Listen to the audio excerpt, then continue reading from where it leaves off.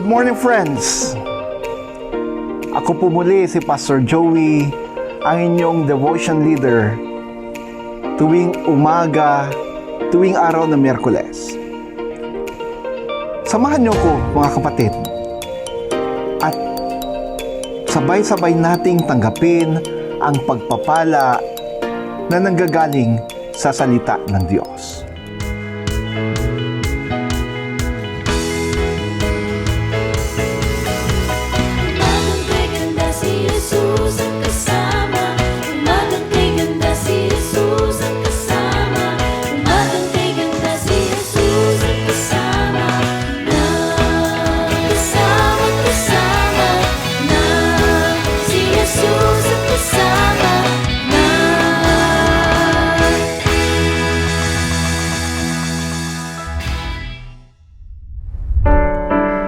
Children of the Heavenly Father, join me, friends, in singing this prayerful hymn.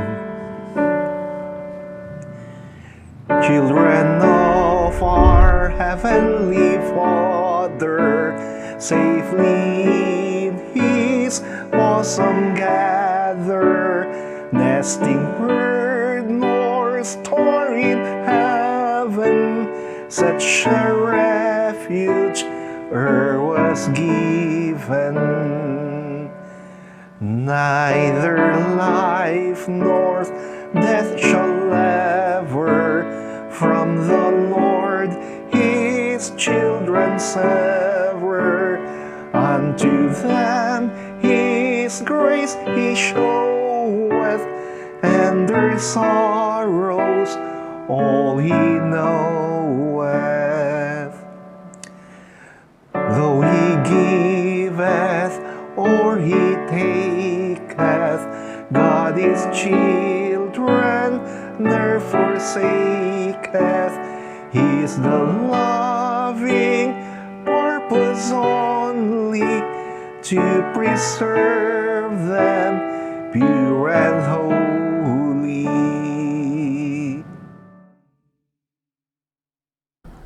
What a very powerful message of this prayerful hymn. Children of the Heavenly Father, do you love me more than this? Ito ang tanong ni Jesus kay Peter sa John chapter 21. Mga kapatid, let me read to you John chapter 21 verses 15 to 19. After they had eaten, Jesus said to Simon Peter, Simon, son of John, do you love me more than these others do? Yes, Lord, he answered, you know that I love you. Jesus said to him, take care of my lambs. A second time, Jesus said to him, Simon, son of John, do you love me? Yes, Lord, he answered, you know that I love you. Jesus said to him, take care of my sheep. A third time, Jesus said, Simon, son of John, do you love me? Peter became sad because Jesus asked him the third time, do you love me? And so he said to him, Lord, you know everything. You know that I love you. Jesus said to him, take care of my sheep. I am telling you the truth. When you were young, you used to get ready and go anywhere you wanted to. But when you are old, you will stretch out your hands, and someone else will tie you up and take you where you don't want to go. In saying this, Jesus was indicating the way in which Peter would die and bring glory to God. Then Jesus said to him, follow me. Mga kapatid, ang ating devotion ngayon ay karugtong ng devotion natin last Wednesday. John chapter 21. Last Wednesday, we had the last breakfast. Sinabi natin na tayo'y hindi sinusukuan ni Jesus, tayo hindi sinusukuan ng Diyos. Kapag tayo tumalikod sa Kanya, kapag tayo nanumbalik o bumalik sa dati nating ugali, dati nating buhay, pagkatapos natin siyang tinanggap, siya'y patuloy na tumatawag sa atin. At kapag tayo'y tumugon muli sa Kanyang paanyaya, pagpapala. Kung paanong pinakain niya ng agahan ang mga alagad, tayo'y kanyang gagantimpalaan, tayo'y kanyang pakakainin, ibibigay niya ang ating mga pangangailangan. Now, sinabi natin that Jesus will not give up on us. Hindi tayo susukuan ni Jesus. Ito yung mensahe ng encounter ni Jesus at ni Peter sa text natin ngayon. Sabi sa ating text, after breakfast, pagkatapos ng kanilang agahan, or yung iba sabi, during that breakfast, Jesus asked Peter, Simon, son of John, or Peter, son of John, do you love me more than this? May mga ibang kaisipan o iba't ibang kaisipan ng mga scholars patungkol dito. Yung iba sinasabi, Simon, son of John, or Peter, son of John, do you love me more than these disciples do? Mas mahal mo ba ako kaysa pagmamahal ng mga alagad na ito sa akin? Meron namang iba na nagsasabi na interpretation nila ay, mas mahal mo ba ako kaysa mga bagay na ito, kaysa mga pagkain, sa mga material na bagay na to? And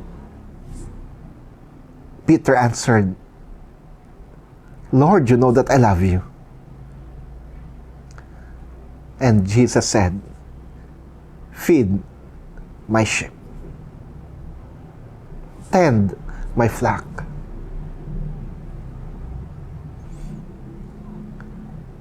Sa pangalawang pagkakataon, tinanong ni Jesus, do you love me more than this?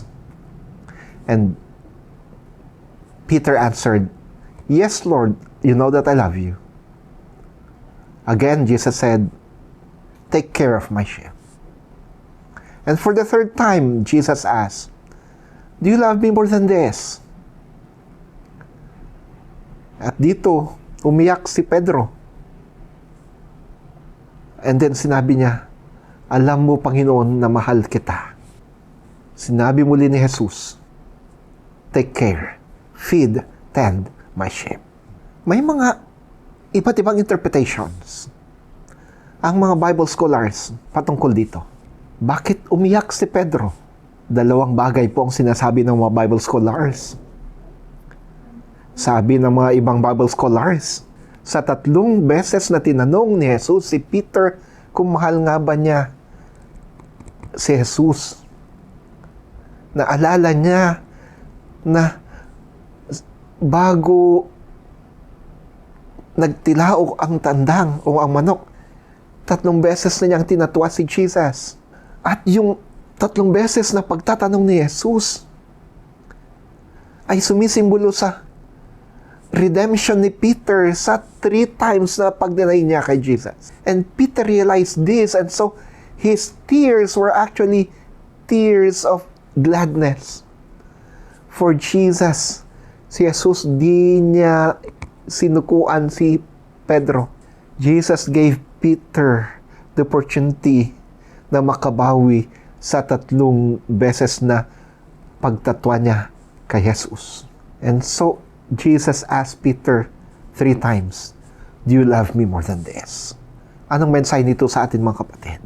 Tulad ng sinabi ko kanina at last week, hindi tayo susukuan ng Panginoon. Kapag tayo'y tatalikod sa Kanya, kapag tayo makakalimot sa ating pagtawag niya, gagawa at gagawa ang Diyos ng kapamaraanan upang maibalik tayo, upang makabawi tayo. Kapatid, muli kang tinatawag ni Jesus. Halika, sumunod ka sa akin. Halika, ipahayag mo yung pagmamahal sa akin. Halika. Halika. Yung ibang mga Bible scholars naman, tiningnan nila yung original text, yung Greek text, at may nadiscover sila. Sa unang pagtatanong ni Jesus kay Peter, ng do you love me. Nakita ng mga Bible scholars na the word Jesus used in asking Peter, do you love me? Yung love dito ay agape. A self-sacrificial love, the highest form of love. And so, twice Jesus asked Peter, Peter, son of John, do you love me with a self-sacrificial love? Are you ready to offer your life for me as a sign of your love? Are you ready to lose your life just to show that you love me? Handa ka ba ialay ang iyong buhay sa akin? Handa ka ba na mamatay para sa akin upang sa ganoon ay maipakita mo ang iyong pagmamahal sa akin? At anong tugon ni Pedro? Bible scholars notice that Peter answered with a lower form of love. If Jesus asked phileo, Peter answered with, if Jesus asked with the word agape, Peter answered with phileo, the lower form of love. A filial love. Twice, Jesus asked, agape, are you ready to offer your life for me? Are you ready to lose your life for me? As a sign of your love. And Peter answered, Lord, I love you, pero hanggang dito lang ang kaya ko pa. Phileo. But on the third time, Jesus lowered His standard of love. Kung yung unang dalawang pagtatanong ay agape, yung pangatlong pagtatanong, ang ginamit na ni Jesus ay phileo, the lower form of love. And Peter answered with the same love, phileo. Anong ibig sabihin nun? Mga kapatid, Jesus is willing to stoop down. Handang-handang bumaba si Jesus sa ating level upang tayo'y iangat. Tayo'y iangat hanggang sa makamit natin ang mas mataas na antas. Pansinin natin. Yes, Peter answered with phileo. But Jesus said, there will come a time that because of me, you will sacrifice yourself. Jesus prophesied that soon or later Peter will die for Jesus. From phileo, he will love Jesus with agape. And according to tradition, friends, because of his faith and his testimony for the risen Lord, Peter was crucified. Because of his love for Jesus, Peter was crucified. At hindi lang po basta naipako sa krus. He wanted to be crucified upside down. Patiwalik ang kanyang pagkakapako. Bakit? Sabi niya, according to church tradition, hindi siya karapat-dapat na mamatay sa kapamaraanan ng kamatayan ni Jesus. He is not worthy to die the way Jesus died. And so he requested that he be crucified upside down. All because Jesus lowered his standard just to reach Peter, that Peter was able to rise up. Jesus is doing the same for you and for me, my friends. Jesus is doing the same for you and for me. God, who became a human being, came down to lift us up. Good morning, friends. Dear God, Father, Son, and Spirit, I ask you now, lift up these your people. Strengthen them, enable them that they may be able to love you with agape. Help us that we may be able to offer our lives to you. Help us. I also pray for healing, provision, and breakthrough for all of us. Amen. Friends, sa mga nagdiriwang ng birthdays and anniversaries, happy birthday and wedding anniversary po sa inyo. If you feel blessed by the ministries of Nax, and you want to share those blessings to the church, narito po ang GCash at bank account ng simbahan. Sabihan lang po kami kapag kayo yung nag-deposit o nagpadala, at nang ma-acknowledge namin kayo ng mabuti. Muli, ako po si Pastor Joey, ang inyong devotion leader, na nagsasabing pagpapala ang sumainyo mula sa ating Diyos, Ama, Anak at Espiritu Santo. Amen at Amen. Bye-bye!